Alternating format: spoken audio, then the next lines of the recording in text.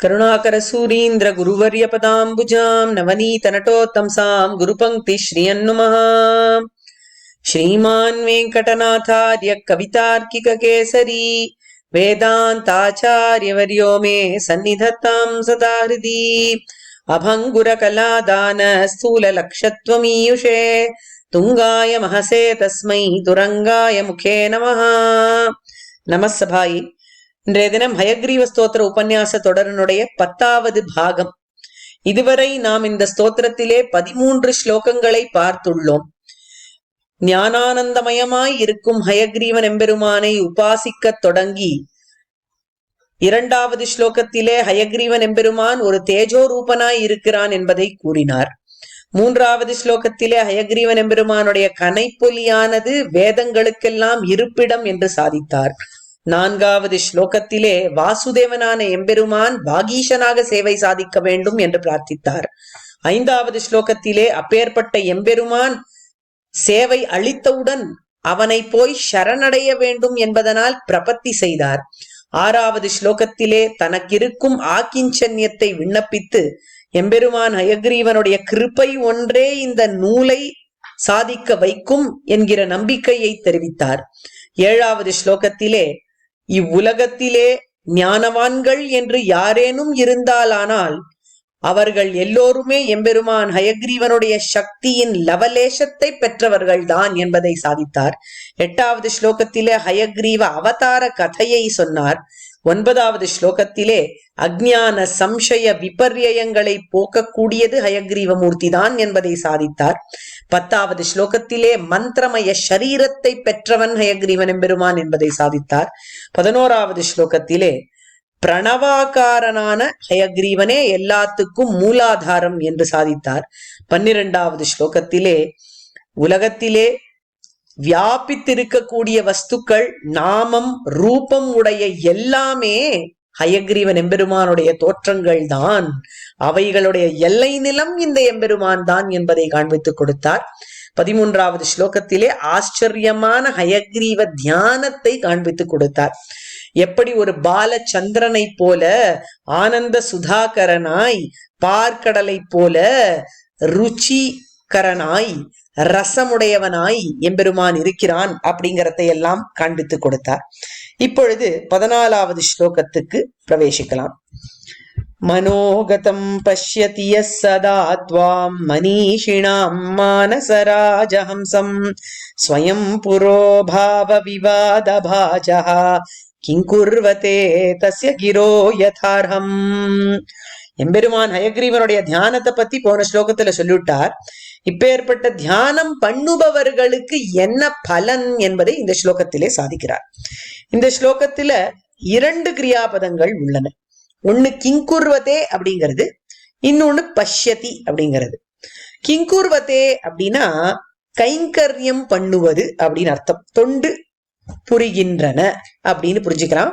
ஏன்னு முடியறதுனால இது ஆத்மநேபதத்துல இருக்கக்கூடிய கிரியாபதம். எவை தொண்டு புரிகின்றன? கே கிங்குர்வதே அப்படின்னு கேட்டா கிரஹ கிங்குர்வதே, வாக்குகள் வந்து வந்து தொண்டு புரிகின்றதாம். எப்பேற்பட்ட வாக்கு அப்படின்னு கேட்டா புரோபாவ விவாத பாஜகா கிங்குர்வதே, அதாவது இந்த கைங்கரியத்தை இந்த வாக்கு எப்படி பண்றது அப்படின்னு கேட்டா முன்ன வரத்துக்கு வழக்காடின்னு இருக்காம். நான் முன்னே அப்படின்னு சொல்றது புரோபாவ விவாத பாஜகா. வாக்குகள் அதாவது சொற்கள் எல்லாம் நான் முன்னாடி வரேன் கைக்கரியத்துக்கு என்ன பயன்படுத்திக்கோங்கோ அப்படின்னு சொல்லி முன்னாடி வருதான். சரி, இப்படி முன்னாடி வந்ததுன்னா ஒண்ணுத்துக்கு ஒண்ணு சண்டை போட்டுண்டு ஒழுங்கான வார்த்தை வராம போயிடுமோ அப்படின்னு கேட்டா அப்படி இல்லை. யதா அர்ஹம் கிங்குர்வதே, யதார்ஹம் கிங்குர்வதே அப்படிங்கிறார். தக்கவாறு கைங்கரியம் பண்றது. ஒண்ணுத்துக்கொண்ணு போட்டி போட்டுண்டு முன்னாடி வந்தாலும் முறியடிச்சுண்டு கீழே விழாமல் எது எந்த சமயத்துல தேவையோ அது அவ்விடத்துல வந்து நிக்கிறது. அதான் யதார்ஹம். அப்படி இருக்கக்கூடியது ஸ்வயம் கிங்குர்வதே அப்படிங்கிறார். தாமாகவே இந்த மாதிரி முன்னாடி வரதும் சரி, அப்படி முன்னாடி வரும் பொழுது ஒண்ணுத்துக்கொண்ணு முரண்பாடு இல்லாமல், ஒண்ணுத்தை ஒண்ணு மடக்கி விடாமல் சரியாக வரிசையாக வருதே, அது எப்படி அமையறதுன்னு கேட்டா அது கூட தானாவே தான் அமையறது. அதனால ஸ்வயம் கிங்குர்வதே. இப்போ கிரஹா கிங்குர்வதே, வாக்குகள் கைங்கரியம் புரிகின்றது. எப்படி புரிகின்றது அப்படின்னு கேட்டா, நாவரை முன்ன அப்படின்னு சொல்லி உச்சிதமான வார்த்தை உச்சிதமான சமயத்துல வரா மாதிரி தானாகவே கைங்கரியம் பண்றது அப்படின்னு கிடைக்கிறது. இப்போ யாருடைய வாக்கு இந்த கைங்கரியத்தை பண்றது அப்படிங்கிறது அடுத்த கேள்வி. கஸ்ய கிரஹ கிங்குர்வதே யஹா சதா மனோகதம் பஷ்யதி தஸ்ய கிரஹ கிங்குர்வதே. எப்பொழுதும் மனதால் சாட்சாத்கரித்து கொண்டிருப்பவர்களின் வாக்குகள் இந்த மாதிரி கைங்கரியம் புரிகின்றது அப்படிங்கிறார். யஹா சதா அப்படின்னா எவன் ஒருவன், சதா எப்பொழுதும், மனோகதம் அதாவது மனசுல உள்ளத்துல அப்படின்னு அர்த்தம். பஷ்யதி அப்படின்னா பார்க்கறான் அப்படின்னு அர்த்தம். ஆனா இவ்விடத்துல பஷ்யதிங்கிறது சாட்சாத்காரம் அப்படிங்கிற அர்த்தத்துல வருது.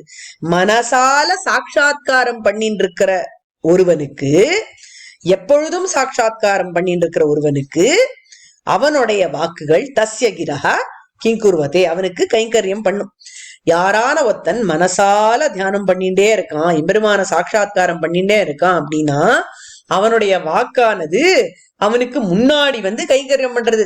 நான் வரேன் முன்ன அப்படின்னு சொல்லி முன்னாடி வந்து ஒண்ணுத்துக்கு ஒண்ணு முரண்பாடு இல்லாமல் உச்சிதமாக வந்து தானாகவே கைங்கரியம் பண்றது. சரி, இந்த பஷ்யதி அப்படின்னு சொல்றோமே, சாட்சாத்காரம் பண்றது அப்படிங்கிறது, அது யார சாட்சாத்கரிப்பது அப்படின்னு கேட்டா, கம் பஷ்யதி அப்படின்னு கேட்டா துவாம் பஷ்யதி. ஹே ஹயக்ரீவ எம்பெருமானே, உன்னை சாட்சாத்கரிக்க கூடியவனுக்கு இப்பேற்பட்ட பலன். எப்பேற்பட்ட உன்னை அப்படிங்கிறது அடுத்த கேள்வி. கீதிருஷீம் துவாம் பஷ்யதி அப்படிங்கிறது கேள்வி. நீ எப்படி இருக்க எம்பெருமானே, எந்த மாதிரி மனோபாவம், எந்த மாதிரி மனசாட்சாத்காரம் இந்த பெரியவர்களுக்கு ஏற்பட்டிருக்கு அப்படின்னு கேட்டா, மனிஷினாம் மானசராஜஹம்சம் துவாம் பஷ்யதி அப்படிங்கிறார். மனிஷினாம்னா நல்ல மனிஷாவை உடையவர்கள். மனிஷா அப்படின்னா அனலிட்டிக்கல் திங்கிங் அர்த்தம். நல்ல யோசிக்க கூடியவர்கள், அலசி ஆராய்ஞ்சி சாஸ்திரங்களை அறியக்கூடியவர்கள், வேத வித்துக்கள். அவர்களுக்கெல்லாம் மனசுல ஒரு தியானம் இருக்குமா. அது என்ன அப்படின்னு கேட்டா, எம்பெருமான் ஹயக்ரீவன் ஒரு ராஜஹம்ச பக்ஷி மாதிரி இருக்கான் அப்படின்னு அவ நினைச்சுப்பாளாம். ஹயக்ரீவன் எம்பெருமான் இவாளுடைய மனசுல ஏன் ராஜஹம்ச பக்ஷி மாதிரி இருக்கான் அப்படின்னு கேட்டா, இந்த ராஜஹம்ச பக்ஷி அப்படிங்கிறது சாதாரணமா மானசரோவர் அப்படிங்கிற பொய்கையில தான் தென்படுமா. மானசரோவர் அப்படிங்கிறது இமயமலை கிட்ட இருக்கு. அப்பேற்பட்ட அந்த மானசரோவர் பொய்கையில இருக்கக்கூடிய ராஜஹம்ச பக்ஷி வேற எங்கேயும் கண்ணுல தென்படாது, அங்க மட்டும்தான் இருக்குமா. அந்த மாதிரி இந்த மனிஷர்களுடைய மனசானது, அதாவது அறிஞர்களுடைய மனசானது மானசரோவர் பொய்கை மாதிரி இருக்கான். அதுல எம்பெருமான் ஹம்ச வடிவெடுத்துண்டு ராஜஹம்ச பக்ஷி மாதிரி குடியிருக்கான். இத தியானம் பண்றார்கள். யாரு தியானம் பண்றா? இப்ப நம்ம பார்த்தோம், சதா மனோகதம் பஷ்யதி, யஹா சதா மனோகதம் பஷ்யதி அப்படின்னு. அதாவது நம்ம எப்படி ஹயக்ரீவனை தியானம் பண்ணணும் அப்படின்னு சொல்லி கொடுக்கிறார். ஹயக்ரீவனை வெறும் எம்பெருமானா மனசுல தியானம் பண்றத காட்டிலும் அந்த ஹயக்ரீவன் எம்பெருமான் பெரிய ஞானிகளுடைய மனசுல ராஜஹம்ச பக்ஷி மாதிரி இருக்கான் அப்படின்னு தியானம் பண்ணணும். பகவத் தியானம் மட்டுமல்ல, பாகவதர்கள் மனசுல இருக்கக்கூடிய பகவத் தியானமே நம்மளுடைய தியானத்துக்கு இலக்காக வேண்டும். அப்பேற்பட்ட தியானம் நமக்கு கிட்டியதானால் நம்மளுடைய வாக்கானது நான் முன்னே என்று முரண்பாடு இல்லாமல் தானாகவே நமக்கு முன்னாடி வந்து சேரும் அப்படிங்கிற ஆச்சரியமான பலனை, ரொம்ப உச்சிதமான ஒரு கருத்தை சுவாமி தேசிகன் இவ்விடத்துல சாதிக்கிறார். எப்படி பகவத் பக்தியை காட்டிலும் பாகவதர்கள் வணங்கும் பகவானை சேவிப்பது, அவரிடத்தில் ஈடுபடுவது முக்கியம் என்பதை காண்பித்துக் கொடுக்கிறார். ஆக அன்வயத்தை பூர்த்தியா பார்த்தோமானா, மனிஷினாம் மானச ராஜஹம்சம் துவாம், நல்ல அறிஞர்களுடைய மனசுல இருக்கக்கூடிய ராஜஹம்ச பக்ஷி போல இருக்கிற உன்னை யஹா மனோகதம் சதா பஷ்யதி, எவன் ஒருவன் தன் மனசால எப்பொழுதும் சாட்சாத்கரிக்கிறானோ, தஸ்ய கிரஹா அவனுடைய வாக்குகள் புரோபாவ விவாத பாஜகா, நான் முன்னாடி வரேன் என்று போட்டி போட்டுக் கொண்டு ஸ்வயம் தானாகவே யதா அர்ஹம் ஏத்தபடி தக்கவாறு கிங்குர்வதே கைங்கரியம் செய்கின்றன அப்படின்னு அர்த்தமாகிறது.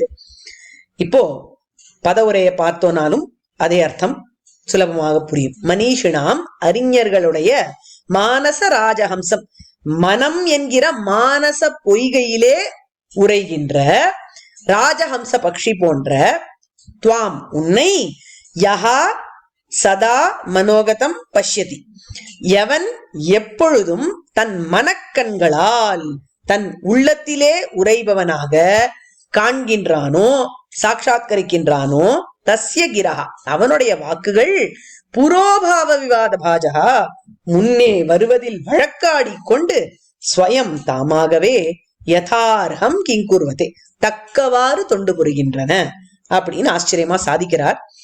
இப்போ ஹயக்ரீவ தியானம் அப்படிங்கிறது நமக்கு மோக்ஷானந்தத்தை கொடுக்கும் அப்படிங்கிறது ஆனந்த பதத்தினால போன ஸ்லோகத்திலே நாம் பார்த்தோம். முக்தேந்து நிஷ்யந்த விலோபனியாம் மூர்த்திம் தவானந்த சுதா பிரசூதிம், ஆனந்த சுதா அப்படிங்கிற பதத்தினால மோக்ஷானந்தம் ஹயக்ரீவ தியானம் நமக்கு கொடுக்கும் அப்படிங்கிற ஒரு யோஜனையை பார்த்தோம். இவ்விடத்துல ஐகிக பலன்களையும் ஹயக்ரீவ தியானமானது கொடுக்கும் என்பதை காண்பித்துக் கொடுக்கிறார் சுவாமி. வெறும் அப்புறத்து பலன்கள் மட்டுமில்ல, அலௌகிக பலன்கள் மட்டுமில்ல, இந்த லோகத்திலேயே ஐகிக பலன்கள் நன்கு கிட்டும் அப்படிங்கறத இந்த ஸ்லோகத்துல காண்பித்துக் கொடுக்கிறார். நல்ல வாக் சாமர்த்தியம் அமையும் ஹயக்ரீவனை தியானித்தால் அப்படிங்கிறதுதான் மேலெழுந்த வாரியான பொருள். இப்போ மனிஷினாம் மானச ராஜஹம்சம் அப்படிங்கிற தொடரை எடுத்துட்டோமானா, ராஜஹம்ச பக்ஷியை மானசரோவரிலே காணலாம் என்பதை சொன்னோம். யோகிகளுடைய மனசானதே ஒரு பொய்கை போலத்தான் இருக்கிறது. அதுல எப்பொழுதும் எம்பெருமான் வந்து விதவிதமாக குடிகொள்கிறான் என்று தெரிகிறது. இப்போ பெரியாழ்வார் பாடும் பொழுது என்ன சொல்றார் அப்படின்னு பார்த்தா, ஓடி வந்து என் மனக்கடலுள் வாழ வந்த என் மாய மணாள நம்பி, தன்னுடைய மனச கடல் அப்படின்னு சொல்லிவிட்டார் பெரியாழ்வார். அங்க ஓடி வந்து இந்த மாயனான மணாள நம்பி குடியேறி இருக்கிறானாம். அது எப்படி இருக்கிறான்னு கேட்டா, அரவ தமிழினோடும் அழகிய பார்க்கடலோடும் அரவிந்த பாவையும் தானும் அகம்படி வந்து புகுந்து, இவருடைய மனசே கடல் அப்படின்னு ஒரு சமயத்துல சொன்னார். அந்த கடலுக்குள்ள இன்னொரு கடலை கொண்டு வந்து எம்பெருமான் வச்சு விடுறானா. அது என்ன கடல்? அவன் பள்ளி கொண்டு இருக்கிற கடல், பார்க்கடல். அந்த பார்க்கடல்ல அவனுடைய பைனாக பாயோட சேர்ந்து அரவிந்த பாவையோட சேர்ந்து தானும் வந்து அகம்படி வந்து புகுந்து அப்படியே ஆழ்வார்கிட்ட இருக்கான். அந்த மாதிரி ஆழ்வாருடைய மனசு ஒரு கடல் அப்படின்னு சொல்லிட்டார் சுவாமி தேசிகனே. பகவத்யான சோபானத்துல சொல்லும் பொழுது மத்தியே ரங்கம் மமச்ச ஹிருதயே வர்த்ததே சவரோதா அப்படிங்கிறார். தன்னுடைய ஹிருதயம் அப்படிங்கிறது ஒரு அரங்கம் போல அப்படின்னுட்டார். அந்த ரங்கத்துல எம்பெருமான் இருக்கான் ஸ்ரீரங்கத்துல. அதே போல என்னுடைய ஹிருதயமாகிற அரங்கத்திலேயும் ஸ்ரீ எம்பெருமான் இருக்கிறான் அப்படின்னு சாதித்தார். இவ்விடத்துல அதே சுவாமி தேசிகன் யோகிகளுடைய மனசு அப்படிங்கிறது ஒரு பொய்கை, அதுவும் மானசரோவர் அப்படிங்கிற பொய்கை அப்படிங்கிற ஆச்சரியமான ஒரு விஷயத்தை சாதிக்கிறார். இப்படி நம்மளுடைய உள்ளத்தை விதவிதமாக தயார் செய்து எம்பெருமானை அவ்விடத்தில் குடியேற்ற வேண்டும் அப்படிங்கிற ஆச்சரியமான விஷயம் இவ்விடத்துல சாதிக்கப்படுகிறது. இது மட்டும் இல்ல, நம்மளுடைய ஹிருதயம் அப்படிங்கிறதே ஒரு தாமரை போலத்தான் இருக்கிறது. அந்த தாமரையை எம்பெருமானுக்கு இருப்பிடமாக ஹிருதய கமலத்திலே அந்த அந்தர்யாமி எம்பெருமானை நாம் தியானிக்கும்படியாக நம்மை நாமே பழக்கிக் கொள்ள வேண்டும். அவன் அங்கேதான் இருக்கிறான். ஆனால் அவன் அங்கே இருக்கிறான், அவனை தியானிக்க வேண்டும் அப்படிங்கிற உணர்வை ஏற்படுத்தி கொள்ள வேண்டும். அப்படி நம்மளுடைய மனதை, மனக்கண்ணை சாட்சாத்கரிக்கும் ஆசையை நாம் தயார் செய்து கொள்ள வேண்டும் அப்படிங்கிற விஷயத்தை இவ்விடத்திலே சாதிக்கிறார் சுவாமி. இப்போ ராஜஹம்சம் அப்படின்னு எடுக்க வேண்டிய அவசியம் என்ன? இப்போ எத்தனையோ விஷயங்கள் சொல்லி இருக்கலாம். இப்ப கமலம் மாதிரி இருக்கு, கடல் மாதிரி இருக்கு மனசு அப்படின்னு எல்லாம் பார்த்தோம். ஆனால் இவ்விடத்துல சுவாமி மெனக்கெட்டு மானசரோவர்ல இருக்கக்கூடிய ராஜஹம்ச பக்ஷியை சொல்வதற்கு காரணம் என்ன அப்படின்னு கேட்டா, இந்த ஹம்ச பக்ஷிக்குன்னே ஒரு ஆச்சரியமான குணம் உண்டு. அது என்ன அப்படின்னு கேட்டா, நீரக்ஷீர விவேகே தூ ஹம்சோ ஹம்சோ பகோ பகா. பக பக்ஷி அப்படிங்கிறது கொக்கு, ஹம்ச பக்ஷி அப்படிங்கிறது அன்னம். இப்போ இந்த பக்கம் சொல்லக்கூடிய கொக்கும் அன்னமும் ரெண்டுமே வெளுப்பாதான் இருக்கு. ஹம்ச ஸ்வேதோ பக ஸ்வேதா கோபேதோ பக ஹம்சயோஹோ. அப்ப என்ன ரெண்டுத்துக்கும் உள்ள வித்தியாசம் அப்படின்னு கேட்டா, நீர க்ஷீர விவேகே தூ அப்படிங்கிறார். நீரமும் க்ஷீரமும் சேர்ந்திருந்தால், அதாவது தண்ணீரும் பாலும் சேர்ந்திருந்தால், தன்னுடைய விவேகத்தினால் பாலை மட்டும் எடுத்து உரியக்கூடிய தன்மை ஹம்சத்துக்கு மட்டும்தான் உண்டு, அந்த கொக்காகிற பகத்துக்கு கிடையாது என்று சொல்லுகிறார். நீர க்ஷீர விவேகே தூ ஹம்சோ ஹம்சோ பகோ பகா. ஒரு தண்ணீரையும் பாலையும் கலந்த பாத்திரத்தை கொண்டு போய் வச்சோமானால் வெறும் பாலை மட்டும் சாப்பிட்டுட்டு தண்ணீரை மட்டும் மீத்தி வைக்கிறது தான் அன்னப்பட்சி. அதே கொக்கு கிட்ட கொண்டு போய் வச்சோமானா அது எல்லாத்தையும் சாப்பிட்டு முடிச்சிடும். பால் தண்ணீர் அதுக்கு வித்தியாசம் தெரியாது, விவேகம் கிடையாது. அந்த மாதிரி அன்னபக்ஷிக்குன்னு இருக்கிற தனித்தன்மையானது இந்த விவேகம் என்பது. அந்த விவேகம் தான் மிகவும் முக்கியமாம் வாழ்வில். வாழ்க்கையில நமக்கு எப்படி இருக்கு அப்படின்னு கேட்டா, அனந்த பாரம் பகுவேதிதவ்யம் அல்பஸ்ச காலோ பஹவஸ்ச விக்னாஹ யத்சாரபூதம் ததுபாததீத ஹம்சோ யதோ யதா க்ஷீரமிவாம்பு மிஸ்ரம் அப்படிங்கிறார். வேதத்துல அறிய வேண்டிய பாகங்கள் பல பல இருக்கு. வேதத்துல மட்டும் இல்ல, பொதுவாவே இந்த உலகத்துல அறிய வேண்டியது அப்படின்னு பார்த்தோமானா அது பலவா இருக்கு. அனந்த பாரம். அது மட்டும் இல்ல, இது எவ்வளவு அப்படின்னு நிச்சயிக்க முடியாத அளவுக்கும் இருக்காம். பகுவேதிதவ்யம். எத்தனை இருக்கு பாக்கி, எவ்வளவு பெருசு, எவ்வளவு ஆழம் ஒன்னும் தெரியாது. அனந்த பாரம் பகுவேதிதவ்யம். சரி, இத்தனை இருக்கு, வாஸ்தவம் தான். எல்லாத்தையும் நம்ம கத்துக்கலாமா? கொஞ்சம் கொஞ்சமா மெதுவா கத்துக்கலாமா அப்படின்னு கேட்டா அது முடியாதே. அல்பஸ்ச காலஹா. காலம் அப்படிங்கிறது மிக அல்பமா இருக்கு. அந்த அல்பமான காலத்துல கூட முழுமையா அந்த காலத்தை உபயோகப்படுத்த முடியறதா நம்மளால? இல்லையே. பவஸ்ச விக்னாஹா. எத்தனை விக்னங்கள் இருக்கு இந்த காலத்துல. பல விக்னங்கள் நமக்கு ஏற்படுறது.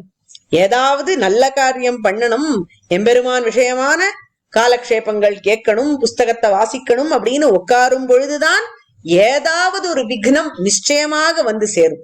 ஒரு செல்போன் அடிக்கும், காலிங் பெல் அடிக்கும், என்ன வேணா இருக்கலாம். ஆனால் பலவிதமான விக்னங்கள் காத்துருக்கு நல்ல காரியத்தை தடுக்கிறதுக்கு. அல்பஸ்ச காலோ பஹவஸ்ச விக்னாஹா. அப்போ என்ன பண்ணணும்? நம்ம இந்த குறுகிய காலகட்டத்துல பல விக்னங்களை வச்சுண்டு அறிய முடியாத, ஆழம் தெரியாத பல விஷயங்களை அறியறதுக்கு என்னத்தான் வழி அப்படின்னு கேட்டா, யத்சாரபூதம் ததுபாததீத ஹம்சோ யதா க்ஷீரமிவாம்பு மிஸ்ரம். எது சாரபூதமான விஷயமோ அதை ஒரு அன்னப்பறவையை போல நாம் உரிந்து கொள்ள வேண்டும், புரிந்து கொள்ள வேண்டும் அப்படிங்கிறார். அன்னப்பறவை எப்படி தண்ணீரையும் பாலையும் கலந்து வச்சா வெறும் பாலை மட்டும் பருகுமோ, அந்த மாதிரி நாமும் நல்ல விஷயங்களை மட்டும் ஏற்கொள்ள வேண்டும் அப்படின்னு சாதிக்கிறார். இப்பேற்பட்ட இந்த சாரமான விஷயம், சாரதமமான விஷயம் என்ன அப்படிங்கறத காண்பித்து கொடுப்பதுதான் ஹயக்ரீவன் எம்பெருமானுடைய அனுகிரகமே. அதை சுவாமி தேசிகனுக்கு அவர் காண்பித்து கொடுத்தார். அந்த காண்பித்து கொடுத்ததை அவர் ஆச்சரியமாக ஒரு ஸ்லோகமாக சாதிக்கிறார் ஸ்ரீமத் ரகசியத்திரய சாரத்திலே. அதுலதான் இந்த விஷயத்தையும் எடுக்கிறார். அதாவது ஹம்சோ யதா க்ஷீரமிவாம்பு மிஸ்ரம் அப்படிங்கிற விஷயத்த இதே இடத்துல சுவாமி தேசிகனே பிரமாணமாக எடுக்கிறார். அப்படி எடுப்பதற்கு என்ன தாத்பரியம், என்ன சொல்ல விரும்புகிறார் அப்படின்னு கேட்டா, சார தமத்தை மட்டும் அறிவோம். அசாரம் அல்பசாரம் ச சாரம் சாரதரம் தியஜேத் பஜேத் சாரதமம் சாஸ்திரம் ரத்னாகர இவாமிருதம் அப்படிங்கிறார். ரத்னாகரம் அப்படின்னா சமுத்திரத்துக்கு பேரு. ரத்னங்கள் எல்லாம் உடையது சமுத்திரம். அந்த சமுத்திரத்துல எத்தனையோ பிராணிகள் இருக்கு, எத்தனையோ செடிகள்லாம் இருக்குன்னு சொல்றா நீரு கீழே. அப்போ அந்த சமுத்திரத்திலிருந்து நாம் எடுத்துக்கொள்ள வேண்டியது என்னது? சமுத்திரமோ இத்தனை பெருசா இருக்கு, அவ்வளவு பெரிய சமுத்திரத்துல, அவ்வளவு ஆழமான சமுத்திரத்துல, இத்தனை விஷயங்கள் இருக்கக்கூடிய சமுத்திரத்திலிருந்து நம்ம எடுத்துக்க வேண்டியது என்னது, நமக்கு உபயுக்தமானது என்னது அப்படின்னு கேட்டா அமிர்தம் ஒண்ணுதான். அந்த அமிர்தத்தை மட்டும் இந்த ரத்னாகரத்திலிருந்து நாம் எடுத்துக்கொள்ள வேண்டும். ரத்னாகர இவாமிருதம், சாஸ்திரத்திலிருந்து, சாஸ்திரமாகிற சாகரத்திலிருந்து அமிர்தத்தை எப்படி எடுத்துக்கொள்வது அப்படின்னு கேட்டா அதுக்கு அழகா சொல்றார். அசாரத்தை விட வேண்டும், அல்பசாரத்தை விட வேண்டும், சாரத்தையும் விட வேண்டும், சாரத்தரத்தையும் விட வேண்டும், சாரத்தமத்தை மட்டுமே கொள்ள வேண்டும் என்று சொல்கிறார். இது எப்படி புரிஞ்சுக்கிறது? அசாரம் அப்படிங்கிறது என்னன்னு கேட்டா பாஹ்ய குதிருஷ்டி மதங்கள், அதாவது வேதத்தை ஒப்புக்கொள்ளாத மதங்கள் எல்லாம் நமக்கு தேவையில்லாதது, அது அசாரம். அது அடியோட விட்டுவிட வேண்டும். அடுத்தது கொஞ்சம் பிரயோஜனமா சில விஷயங்கள் இருக்கும், அது அல்பசாரம். அது என்ன அப்படின்னு கேட்டா ஐஹிக பலசாதன பிரதிபாதக வேத பாகங்கள். வேதம் அப்படிங்கிறது ரொம்ப பெருசு, அதுல பல பாகங்கள் உண்டு. அதுல இவ்வுலகத்துல சௌக்கியமா இருக்கிறதுக்கு பல மந்திரங்கள்லாம் இருக்கு, சித்திகள்லாம் இருக்கு, யாகங்கள்லாம் குறிக்கப்பட்டிருக்கு. அதையெல்லாம் எடுத்துக்கொண்டு அதையெல்லாம் கத்துக்கொண்டு அதன்படியெல்லாம் நடந்தோமானால் ஏதோ அல்பசாரமா இந்த உலகத்து இன்பம் கிடைக்கும். அதுக்கு மேல சாரமான விஷயம் இருக்கு. அது என்ன அப்படின்னு கேட்டா ஆமுஷ்மிக பிரதிபாதக வேத பாகங்கள், அதாவது மேலுலகத்து இன்பம், சொர்க்கம் போறது, சௌக்கியமா இருக்கிறது அங்க போய் அப்படிங்கறதெல்லாம் ஓரளவுக்கு சாரமானது. ஆனால் அதுவும் சாஸ்வதம் கிடையாது. அந்த புண்ணியமானது முடிஞ்ச உடனே சுருண்டு கீழே விழ வேண்டியதுதான். அதனால அது ஓரளவுக்கு சாரமா இருந்தாலும் அது நமக்கு உத்தேசம் இல்லை. அதுக்கு மேல சார தரத்தை பத்தி சொல்லுகிறார். சார தரம்ங்கிறது என்னன்னு கேட்டா ஆத்ம பிராப்தி தத் சாதன மாத்திர பிரதிபாதக வேத பாகங்கள். அதாவது இந்த ஆத்மா அப்படிங்கறதனுடைய ஸ்வரூபம் என்ன, அது எவ்வளவு ஆனந்தமயமானது அப்படின்னு உணர்ந்து அந்த ஆத்மானுபவம் பண்ணுவதுன்னு ஒண்ணு இருக்கு, கைவல்யம்னு சொல்லுவா. அந்த கைவல்யம் ரொம்ப நன்னாத்தான் இருக்குமா, அது சார தரம் தான், சாரத்தை விட இன்னும் வசதி தான். ஆனாலும் வெறும் ஆத்மா மட்டும் அனுபவிச்சுட்டு இருந்தா ஆனந்தத்தினுடைய எல்லை நிலம் கிடைக்காது. அந்த ஆத்மாவானது பரமாத்மாவுக்கு சம்பந்தப்பட்டது. அந்த பரமாத்மாவை போய் அடைய வேண்டியதே அதனுடைய இலக்கு. அதற்காக உபாயம் செய்ய வேண்டும் என்று உணர்ந்து மோட்ச பிராப்தி ஆகிற பதத்திலே எவன் இறங்குகிறானோ அவனே சாரத்தமத்தை அறிந்தவன் என்று கூறுகிறார். சாரத்தமம்னா என்ன? பரமாத்ம தத் பிராப்தி ததுபாய பிரதிபாதக வேத பாகங்கள். எம்பெருமானை புரிந்து கொள்வது, அவனுடைய சொரூபத்தை அறிவது, அவனை எப்படி அடைய வேண்டியது, அதற்கான உபாயம் என்ன, இத பத்தி எல்லாம் சொல்ற வேத பாகங்களை எவன் அறிவானோ அவனே சாரத்தமத்தை அறிந்தவன். இந்த சாரத்தமம் தான் ரகசியத்ரயம் என்று கூறி ராஜஹம்ச பக்ஷியினுடைய உமானத்தை கொடுத்து சுவாமி தேசிகன் இந்த விஷயத்தை புரிய வைக்கிறார் ஸ்ரீமத் ரகசியத்ரய சாரத்திலே. இப்பேற்பட்ட ஆச்சரியமான விஷயம் ராஜஹம்சம் என்கிற பதத்திலே இருக்கிறது. இதற்கு மேலே மனோகதம் சதா பஷ்யதி என்று கூறுகிறார். இதுல மானச சாட்சா்காரம் குறிக்கப்பட்டிருக்கு என்பதை பார்த்தோம். இதுல எம்பெருமானை தியானம் செய்வதற்கு அவன் பக்தர்களோட சேர்ந்து தியானம் பண்ணுவது எவ்வளவு முக்கியம் அப்படிங்கறதையும் பார்த்தோம். எம்பெருமானை நிரந்தரம் நினைப்பதாக நீ நினைக்க வேண்டுமே என்று வேண்டுகிறார் ஆழ்வார். எப்பொழுதும் உன்னை நான் தியானிக்க வேண்டும் என்று நீ நினைத்துக் கொள்வாய் அப்படிங்கிற இந்த பதத்துக்கு வியாக்கியானம் பண்ணும் பொழுது நீ எப்படி என் மனதிலே தோன்ற வேண்டும் என்று கேட்டால், உன்னுடைய பக்தர்களுக்கு நீ சுவாமி என்கிற எண்ணம் எனக்கு வர வேண்டும், அப்படிங்கிற எண்ணமே எனக்கு நினைவாக இருக்க வேண்டும் என்று கூறுகிறார் ஆழ்வார். அதையும் இவ்விடத்திலே சுவாமி தேசிகன் காண்பித்துக் கொடுக்கிறார். இதற்கு மேலே புரோபாவ விவாத பாஜகா என்று சொல்வதனால் போட்டி போட்டுக்கொண்டு முன்னே வருவது, நான் முன்னே என்று சொல்லி வருவது என்கிற விஷயம் தெரிகிறது. இதே யோஜனையை சுவாமி தேசிகன் ஸ்ரீஸ்துதியிலே பிராட்டியினுடைய கட்டாட்சங்களை சொல்லும் பொழுது சாதிக்கிறார். பிராட்டியினுடைய கட்டாட்சம் யாருக்கு கிடைக்கிறதோ அவர்களுக்கெல்லாம் செல்வங்கள் நான் முன்னே நான் முன்னே என்று சொல்லிக் கொண்டு வருகிறதாம். தஸ்யாம் தஸ்யாம் அகமஹமிகாம் தன்வதே சம்பதோகா என்று எடுக்கிறார். அதே போல நிருசிம்மாவதாரத்துல எம்பெருமான் ஹிரண்யகசிபுவை சம்மரிக்கும் பொழுது அவனுடைய நகங்கள் எல்லாம் நான் முன்னே நான் முன்னே என்று போட்டி போட்டு கொண்டு வந்ததாம். அகம் பிரதமிகா மித பிரகடிதாகவாபாகவா என்று கூறுகிறார். அந்த மாதிரி எம்பெருமானை ஒருவன் ஸ்ரத்தையுடன் தியானித்தான் ஆனால் அவனுக்கு எப்படி வாக்கானது முன்னாடி வரும், செல்வங்கள் முன்னாடி வரும், கைங்கரியம் புரிவதற்கான சாதனங்கள் முன்னாடி வரும் என்கிற யோஜனைகள் எல்லாவற்றையும் தேசிக ஸ்தோத்திரங்களிலேயே சுவாமி தேசிகன் சாதித்துள்ளார். அப்படிங்கிறது கவனிக்க வேண்டிய ஆச்சரியம். இப்போ கிங்குர்வதே தஸ்ய கிரஹா அப்படிங்கிற தொடரை எடுத்துட்டோமானால் இதுல ரெண்டு விஷயம் சொல்லியிருக்கார். இந்த வாக்கு அப்படிங்கிறது கைங்கரியம் புரியறதே அது ரெண்டு விதமா புரியுறது. ஒண்ணு ஸ்வயமாகவே புரியறது, தானாகவே கைங்கரியம் புரிகின்றது. அது எப்படி அப்படின்னு கேட்டா, எம்பெருமானுடைய அடியார்கள் ஒரு விஷயத்தை வேண்டினார்களானால் அவர்களுக்கு கைங்கரியம் புரிய எல்லாருமே கை கட்டி வாய்ப்பொத்தி முன்னே வந்து தானே நிற்பார்களாம். திருப்பாவையிலே ஆண்டாள் இந்த விரதத்தை நாம் செய்வதனால் நாட்டாருக்கு நல்லது உண்டாகும், நீங்காத செல்வம் நிறைந்திருக்கும் என்று 3வது பாசுரத்திலே சொன்னாள். அந்த நீங்காத செல்வம் நிறைந்திருப்பதற்கு என்ன காரணம் அப்படின்னு கேட்டா, நல்ல மழை பொழியும் தீங்கின்றி நாடெல்லாம் திங்கள் மும்மாறி பெய்து அப்படின்னு சொன்னான். அதனால சென்னல்கள் வளரும், கயல் மீன்கள் எல்லாம் துள்ளி குதித்து விளையாடும், பசுக்கள் எல்லாம் ஓங்கி வளரும், இப்படி செல்வச் செழிப்பு ஏற்படும் அப்படின்னு எல்லாம் வருடித்தாள் ஆண்டாள். இந்த திங்கள் மும்மாறி பொழிய வேண்டுமானால் அதற்குரிய தேவதையான பர்ஜன்ய தேவதை செயல்பட வேண்டும் அல்லவா?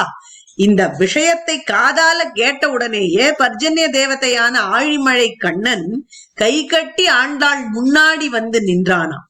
அந்த மாதிரி எம்பெருமானுடைய அடியார்கள் ஏதாவது ஆசைப்பட்டார்களானால் அல்லது தன் வாக்கால் ஒரு விஷயத்தை சொல்லிட்டாளானா அவர்களுக்கு கைங்கரியம் புரிவதற்கு எல்லாரும் கை கட்டி வாய்ப்பொத்தி நிற்பார்கள்.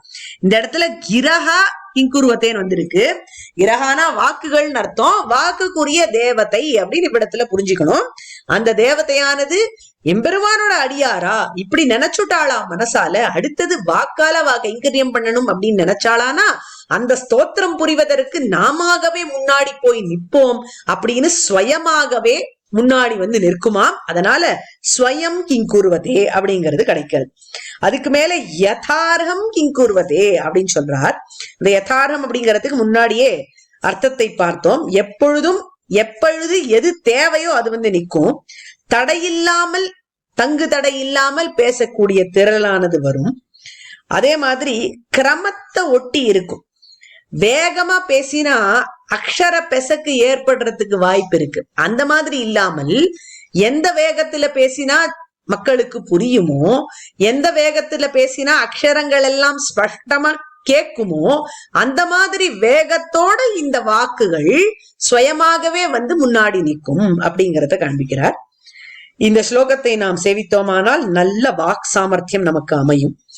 இந்த ஸ்லோகத்தினுடைய கீ பாயிண்ட்ஸ்: ராஜஹம்ச பக்ஷியை எப்படி சுவாமி தேசிகன் நமக்கு காண்பித்து கொடுக்கிறார், அந்த ராஜஹம்ச பக்ஷியினுடைய திரள் என்ன, அதை கொண்டு எப்படி நாம் சாரதமத்தை அறிய வேண்டும் என்ற விஷயங்கள் எல்லாம், யோகிகளுடைய சாட்சா்காரம் எப்படி அப்படிங்கிறது, ஸ்ரீஸ்துதியினுடைய 15வது ஸ்லோகம், பகவத்யான சோபானத்தினுடைய ஸ்லோகம், அதே போல காமாசி காஷ்டகத்தினுடைய ஸ்லோகம், இதெல்லாம் எப்படி இந்த ஸ்லோகத்தோட சம்பந்தப்பட்டிருக்கு அப்படிங்கிற விஷயம். ஹயக்ரீவ தியானம் எப்பேற்பட்ட வாக்கை அளிக்கிறது அடியார்களுக்கு, ஸ்வயமாகவே யதார்த்தம் எப்படி அமைகிறது அந்த வாக்குகள் அப்படிங்கிற விஷயம். கடைசியில பலஸ்ருதி. இதற்கு மேலே 15வது ஸ்லோகம். அபிக்ஷணார்த்தம் கலயந்தியே த்வாம் ஆப்லாவயந்தம் விஷதைர்மயூகைஹி வாசாம் பிரவாஹைரனிவாரிதைஸ்தே மந்தாகினீம் மந்தயிதும் க்ஷமந்தே. போன ஸ்லோகத்துல ஹயக்ரீவ தியானம் எப்பேற்பட்ட வாக்கை கொடுக்கும்னு சொன்னார். இப்போ எல்லாராலையும் இந்த மாதிரி தியானம் பண்ணிட முடியுமா ஹயக்ரீவ பகவான? அதுவும் எப்படி பண்ணணும்? யோகிகள் மனசுல மானச ராஜஹம்சம் போல எம்பெருமான் இருக்கான் அப்படிங்கிற தியானத்தை பண்ணற அளவுக்கு சாமர்த்தியமும் பக்தியும் எல்லோருக்கும் இருக்கும்னு சொல்ல முடியாதே. அப்ப எல்லாருக்கும் ஹயக்ரீவ கட்டாட்சம் கிடைக்காதா அப்படின்னு கேட்டா கவலைப்பட வேண்டாம். இவ்வளவு கஷ்டப்பட்டு ஆழ்ந்த தியானம் எல்லாம் வேண்டாம், ஒரு அர்த்த க்ஷணம் தியானம் பண்ணினா போறோம், அதுக்கே அவ்வளவு பலன் அப்படின்னு சொல்றார் இந்த ஸ்லோகத்துல. ஆச்சரியமான ஸ்லோகம். இதுல 2 கிரியாபதங்கள் இருக்கு போன ஸ்லோகம் மாதிரியே. என்ன அப்படின்னு கேட்டா க்ஷமந்தே கலயந்தி அப்படின்னு 2 கிரியாபதங்கள். க்ஷமந்தே அப்படின்னா வல்லவர் ஆகின்றவர் அப்படின்னு அர்த்தம். கலயந்தினா தியானிக்கின்றவர் அப்படின்னு அர்த்தம். இப்போ இந்த 2 கிரியாபதங்களுமே சம்பந்தப்பட்டிருக்கு. அதை 2த்தையும் சேர்த்து புரிஞ்சுட்டாதான் மேல அன்வயத்தை புரிஞ்சுக்க முடியும். ஏ கலயந்தி தே க்ஷமந்தே அப்படிங்கிறார். அதாவது எவர்கள் தியானிக்கின்றனரோ அவர்கள் வல்லவர்கள் ஆகின்றனர். கலயந்தினா தியானிக்கின்றது, க்ஷமந்தேனா வல்லவர் ஆகின்றது. யாரெல்லாம் தியானம் பண்றாளோ அவள்லாம் ரொம்ப கெட்டிக்காராளா ஆயிடுறா அப்படின்னு பொருள். கிம் கர்த்தும் க்ஷமந்தே, எதுக்கு இவாளுக்கு அந்த வல்லமை அந்த க்ஷமத்தை எதுக்கு வருது அப்படின்னு கேட்டா, எந்த விஷயத்துல அவ கெட்டிக்காராளா ஆறா அப்படின்னு கேட்டா, மந்தயித்தும் க்ஷமந்தே, வேகத்தை குறைக்கிறதுல வல்லவர்களா ஆயிடுறாளாம். ஏதோ ஒரு விஷயம் ரொம்ப வேகமா போயிட்டு இருக்கு, அதனுடைய வேகத்தை குறைக்கிறதுக்கு இவாளுக்கு சாமர்த்தியம் வந்து விட்டது. எதனுடைய வேகத்தை குறைக்கணும்? காம் மந்தயித்தும் க்ஷமந்தே அப்படின்னு கேட்டா, மந்தாகினியும் மந்தயித்தும் க்ஷமந்தே, கங்கையினுடைய வேகத்தை குறைக்கக்கூடிய திறல் இந்த தியானம் செய்பவர்களுக்கு இருக்காம். கைஹி மந்தயித்தும் க்ஷமந்தே, எந்த சாமர்த்தியத்தினால எதை கொண்டு இந்த வேகத்தை குறைக்க முடியும் இவாளால அப்படின்னு கேட்டா, வாசாம் அனிவாரிதைஹி பிரவாகைஹி மந்தாகினி மந்தயித்தும் க்ஷமந்தே, வாக்குகளின் தடை செய்ய முடியாத வெள்ளங்களால இந்த மந்தாகினியினுடைய ஓட்டத்தை பெருக்கை குறைக்கக்கூடிய சாமர்த்தியம் இவாளுக்கு வந்துடுதான். மந்தாகினா கங்கை அப்படின்னு அர்த்தம். கங்கையினுடைய பிரவாகம் ஓட்டம் எவ்வளவு வேகமா எவ்வளவு நிறைந்ததா இருக்கும். அப்பேற்பட்ட கங்கையினுடைய ஓட்டத்தை கூட தடுக்கக்கூடிய சாமர்த்தியம், அதாவது தடுக்கக்கூடியதுன்னா என்ன, அதுக்கு போட்டியா அதை காட்டிலும் பெருகி ஓடக்கூடிய சாமர்த்தியம்னு அர்த்தம் இவ்விடத்துல. அது ஒண்ணுத்துக்கு உண்டு.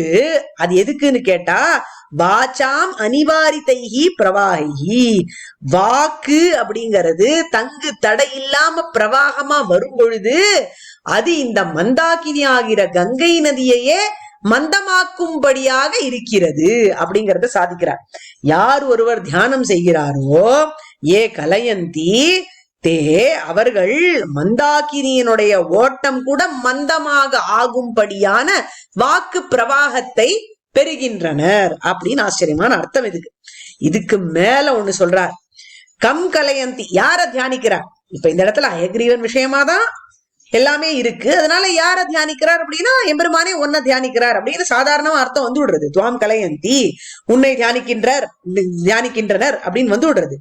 ஆனால் அந்த உன்னைன்னு சொல்லும் பொழுது வெறும் சொல்லிட மாட்டார் சுவாமி தேசிகன். எப்ப ஏற்பட்ட உன்னை, அதுக்கு ஒரு விசேஷனம். கீதிருஷம் துவாம் அப்படின்னு கேட்டா, விஷதைஹி மயூகைஹி ஆப்லாவயந்தம் துவாம். விஷதைஹினா வெண்மையான, மயூகைஹினா கிரணங்களாலே முழுக செய்கின்ற உன்னை. அதாவது எம்பெருமானுடைய திருமேனியிலேருந்து வெண்மையான ஒளிக்கற்றை வெளியில வந்துட்டே இருக்கான். அப்படி வர்றதுனால அப்படியே முழுகி போயிடுறான் இந்த பக்தன். அவன் முழுகினத்தினால என்ன ஆகுதுன்னு கேட்டா, அவன்கிட்ட இருந்து ஒரு பிரவாகமானது கிளம்புறது, அதுதான் வாக்கு பிரவாகம். அந்த வாக்கு பிரவாகத்தை பார்த்தா கங்கையினுடைய வாக்கு பிரவாகமே மந்தமாயிடுறது போல, தடைப்பட்டது போல ஆயிடுது அப்படின்னு கவிநயத்தோடு ஆச்சரியமா சாதிக்கிறார் சுவாமி. இந்த தியானம் அப்படிங்கிறது, எம்பெருமான தியானம் பண்ணணும் அப்படின்னு சொல்றோம் இல்லையா, அது மானச ராஜஹம்சம் மாதிரி தியானம் பண்ணணும் அப்படின்னு போன ஸ்லோகத்துல சொல்லிட்டார். ஆனா இந்த இடத்துல ரொம்ப அழகா சொல்றார், கியத் காலம் கலயந்தி, எத்தனை பொழுது எம்பெருமான தியானிக்க வேண்டும் அப்படின்னு கேட்டா, க்ஷண அர்த்தம் அப்படி கலயந்தி. இந்த மாதிரி எம்பெருமான தியானிக்கிறது, அதாவது மென்மையான கிரணங்கள் எம்பெருமான்கிட்டேந்து புறப்படுறது. எவ்வளவு ஆச்சரியமா இருக்கான் ஹயகிரிய பகவான் அப்படிங்கிற தியானத்தை அர்த்த க்ஷணம் பண்ணா போருங்க. என்ன சொல்ல வரார் சுவாமி அப்படின்னு கேட்டா, பொதுவா ஏதாவது ஒரு விஷயத்த நம்ம பார்த்தோமானா பார்த்த உடனே ஒரு விதமான உணர்வு நமக்கு ஏற்படும். ஃபர்ஸ்ட் இம்ப்ரெஷன் அப்படின்னு சொல்லுவா. அந்த மாதிரி ஹயக்ரீவன் எம்பெருமான சேவிச்ச உடனே வெள்ள வெள்ளேன்னு இருக்கக்கூடிய அந்த திருமேனி அதை பார்த்த உடனே அப்படியே அந்த வெண்மை கிரணங்கள் நம்ம மேல பாயறா மாதிரி தோணுமா. அது ஒரு க்ஷணத்துக்கு ஏற்படக்கூடிய அனுபவமா கூட இருக்கலாம். அந்த அனுபவம் ஆச்சரியமா இருக்கு, நீ இன்னும் பல காலம் நீண்ட காலம் அதை அனுபவிக்கலாம். ஆனால் அதுக்கு கூட அவசியம் இல்ல, பார்த்த உடனே தோன்றதல்லவா, ஆஹா என்ன ஒரு வெண்மை, விஷதைகி மயூகைகி, மேலேயே பாயறதே ஆப்லாவேந்தம் அப்படின்லாம் தோணிட்டாலேயே அந்த தியானத்துக்கே அவ்வளவு பலன் அப்படிங்கிறார். என்ன பலன்? அந்த தியானத்துல முழுகினத்தினால வாக்கு பிரவாகமாகி அப்படியே ஓடி மந்தாக்கினி ஆகிற கங்கை நதியுடைய பிரவாகமே மந்தமாயிடுத்து போல பேசக்கூடிய திரள் அவனுக்கு விடுறதான். அப்பேற்பட்ட ஆச்சரியமான அனுகிரகம் ஹயக்ரீவ தியானத்துக்கு இருக்கு. க்ஷணார்த்தம் பண்ணினா கூட, அர்த்த க்ஷணத்துக்கு தியானம் பண்ணினா கூட அவ்வளவு விசேஷங்கள் இருக்கு அப்படின்னு ஆச்சரியமா சாதிக்கிறார். இதுல அன்வயத்தை பார்த்தோம்னா, விஷதைஹி மயூகைஹி ஆப்லாவயந்தம் துவாம், ஆச்சரியமான வெண்மையான கிரணங்களால் முழுக செய்யப்பட்டதனால், முழுகச் செய்யப்பட்ட உன்னை அப்படின்னு சொல்றார். அதாவது ஆப்லாவயந்தம் துவாம் அப்படின்னு போறதுனால எம்பெருமானே உன்னுடைய ஒளிக்கற்றையில நீயே முழுகி இருக்கிறாயோ அப்படிங்கிற மாதிரியும் தோணுகிறது. அதாவது எம்பெருமான் ஒளிமயமாக தானே இருக்கிறான், அதனால அப்படியே வெள்ள வெள்ளேன்னு அவன்கிட்டேந்து கிரணங்கள் வெளியில வருது, கிரணங்களாகவே அவன் இருக்கிறான். அப்பேற்பட்ட உன்னை, அப்பேற்பட்ட தோற்றம் உனக்கு இருக்கு அப்படின்னு எவன் ஒருவன் அரக்ஷணம் தியானிக்கிறானோ, ஏ க்ஷண அர்த்தமப்பி கலயந்தி, அரக்ஷணம் கூட தியானிக்கிறானோ, அதாவது அரக்ஷணம் அளவுக்கு கூட எவன் தியானிக்கிறானோ அப்படின்னு அர்த்தம். தே அனிவாரிதைஹி வாசாம் பிரவாகிஹி, அவனுடைய தடையற்ற வாக்கு பிரவாகத்தினால மந்தாக்கினியும் மந்தயித்தும் க்ஷமந்தே, மந்தாக்கினி என்று சொல்லக்கூடிய கங்கை நதியினுடைய பிரவாகத்தை கூட மந்தமாக்கக்கூடிய சாமர்த்தியத்தை அவன் அடைவான் அப்படின்னு சாதிக்கிறார். இதனுடைய பதார்த்தத்தை பார்த்தோமானா, விஷதைஹி மயூகைஹி, வெண்மையான கிரணங்களால் ஆப்லாவயந்தம் முழுகச் செய்கின்ற உன்னை அப்படின்னு அர்த்தம். எவன் ஒருவன் தன்னுடைய ஆச்சரியமான ஒளியினால பக்தர்களை ஆக்கிரமிக்கிறானோ அப்படின்னு பொருள். ஏ க்ஷணார்த்தம் அப்படி கலயந்தி, இப்படி பக்தர்கள் உன்னை பத்தி, உன்னுடைய அழக பத்தி, உன்னுடைய தோற்றத்தை பத்தி, உன்னுடைய தேஜஸ பத்தி அரக்ஷணம் கூட தியானம் செய்கிறானோ அவர்களுக்கு தே அனிவாரிதைஹி வாசாம் பிரவாகைஹி, தடை செய்ய முடியாத வாக்குகளின் வெள்ளங்களால் மந்தாக்கினி மந்தயித்தும் க்ஷமந்தே. மந்தாக்கினி அப்படிங்கிறது ஆகாஷ கங்கையை குறிக்கும். ஸ்பெசிபிக்கா சொல்லணும்னா ஆகாஷ கங்கை மந்தாக்கினி. அந்த மந்தாக்கினி நதியினுடைய வேகத்தை குறைக்கும்படியாக ஒரு சாமர்த்தியத்தை உடையவர்களாக ஆகின்றனர் அப்படின்னு சொல்றார். இப்போ 14வது ஸ்லோகம் 15வது ஸ்லோகம் ரெண்டுமே ஹயக்ரீவ தியானத்தினுடைய பலனை தான் சொல்லுகிறது. 14வது ஸ்லோகம் ஆழ்ந்த தியானத்தினுடைய பலத்தை கூறுகிறது. 15வது ஸ்லோகம் க்ஷணார்த்த தியானத்தினுடைய பலத்தை கூறுகிறது. விஷதைஹி மயூகைஹி ஆப்லாவயந்தம் துவாம் அப்படின்னு சொன்னோம்னா, ஹயக்ரீவன் எம்பெருமான் எப்படி சுத்த ஸ்பட்டிக திருமேனியை உடையவன் அப்படிங்கிறது தெரிகிறது. 2வது ஸ்லோகத்திலேயே பார்த்திருக்கோம், சுத்த ஸ்பட்டிக மணிபூபிருத் பிரதிபட்டம் அப்படின்னு. இந்த கிரணங்களுடைய வெண்மை அப்படிங்கிறது ஒரு ஆறு மாதிரி பெருகி ஓடுறது. அந்த தியானத்துல முழுகி இவனுக்கு வாக் சாமர்த்தியம் வந்தது அப்படிங்கறது எல்லாம் அன்வயம் சொல்லும் பொழுதே பார்த்தோம். இப்போ இந்த தியானத்தை க்ஷணார்த்தம் பண்ணினா போரும் அப்படின்னு சுவாமி தேசிகன் சொல்றாரு. இதுக்கு என்ன பிரமாணம், எதனால எப்படி சொல்றாரு அப்படிங்கறத கவனிக்கணும். அது ஒரு சுவாரஸ்யம். ஆழ்வாராச்சாரியர்கள் எல்லாம் ஹயக்ரீவன் எம்பெருமானை பத்தி நிறைய பாசுரங்கள் பாடியிருக்காளா அப்படின்னு கேட்டா அப்படி தெரியல. மகாபாரதத்துல ஹயக்ரீவன் விஷயமாக ஒரு அத்தியாயம் இருக்கிறது, அது சரி. ஆனா இப்ப திவ்ய பிரபந்தம்னு எடுத்துட்டோமானால் நம்மாழ்வார் எத்தனை பாட்டு பாடி இருக்கார் ஹயக்ரீவருக்கு? ஒரே ஒரு பாசுரம், அதுவும் ஒரே ஒரு சப்தம் தான். என்ன சொல்றார்? ஓவா துயர் பிறவி உட்பட மற்றவையும் மூவாத்தனி முதலாய் மூலகும் காவலோன் மாவாகி ஆமையாய் மீனாகி மானிடமாம் தேவாதி தேவ பெருமான் என் தீர்த்தனே என்று பாடுறார். மாவாகி ஆமையாய், மாவாகி அப்படிங்கிற பதம் மட்டும்தான் ஹயக்ரீவனை குறிக்கிறது. அதுவும் மா அப்படின்னா குதிரை அப்படிங்கிறதுனால குதிரை முகன் ஹயக்ரீவன் அப்படின்னு பல அவதாரங்களை சொல்லும் பொழுது எம்பெருமான் ஹயக்ரீவனை பத்தி ஒரு வார்த்தை தான் சொல்லியிருக்கார் ஆழ்வார். ஆனா அதுக்கு பலன் என்ன? சாமவேத சாரமான திருவாய்மொழியை சாதித்தார் ஆழ்வார். 1296 பாசுரங்கள் பிறக்கிறது. என்ன? இந்த மாவாகி அப்படின்னு ஒரு பதம் சொன்னதனுடைய அனுகிரகத்தினால அப்படிங்கிறார் சுவாமி தேசிகன். அந்த க்ஷணார்த்தம் தியானித்தாரோ இல்லையோ இந்த ஹயக்ரீவன் எம்பெருமானை, அதனுடைய காரணத்தினால இவ்வளவு பிரவாகமா அவருடைய வாக்கானது ஓடித்து. மந்தாக்கினி மந்தைத்தும் க்ஷமந்தே அப்படிங்கிற மாதிரி ஓடித்து. திருவாய்மொழி மட்டுமல்ல, 4 வேதங்களையும் தமிழாக்கினவர் வேதம் தமிழ் செய்த மாறர். அதற்கு மேல திருமங்கை ஆழ்வார் எத்தனை பாட்டு பாடினார் அப்படின்னு பார்த்தோம்னா 2 பாட்டு. அந்த 2 பாட்டுலயும் முதல் அடிதான், அதாவது முதல் பாதிதான் ஹயக்ரீவன் பெருமானுக்குன்னு இருக்கு. முன் பரிமுகமாய் அப்படின்னு வசையில் நான்மறை பாசுரத்தில் எடுக்கிறார். முன்னாடி எப்படி வேதங்கள் தொலைந்து போறச்சு ஹயக்ரீவன் பெருமான் அனுகிரகிச்சார் அப்படின்னு, அதே போல முன்னி உலக எழும் பாசுரத்திலையும் பரிமுகமாய் அருளிய என் பரமன் காண்மின் அப்படின்னு முதல் பாதியில தான் கூறுகிறார். அதாவது மொத்தமா சேர்த்து 2 பாசுரங்கள் தான் பாடியிருக்கார் கலியன். கலியன் பாடின பாசுரங்கள் எத்தனை அப்படின்னு கேட்டா 1253 பாசுரங்கள். இந்த 2 பாசுரங்கள்ல பரிமுகன் எம்பெருமான பத்தி பாடினதுனால இத்தனை பாசுரங்கள் அவரால் பாட முடிஞ்சுது.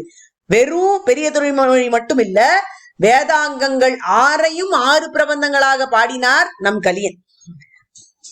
எப்பேற்பட்ட ஆச்சரியமான பாசுரங்கள் ஒவ்வொன்றத்திலேயும் இருக்கு அப்படிங்கறத கொண்டாடி கொண்டாடி மற்ற கவிகள் எல்லாம் அனுபவிக்கும்படியான சாமர்த்தியம் கலியனுக்கு உண்டு.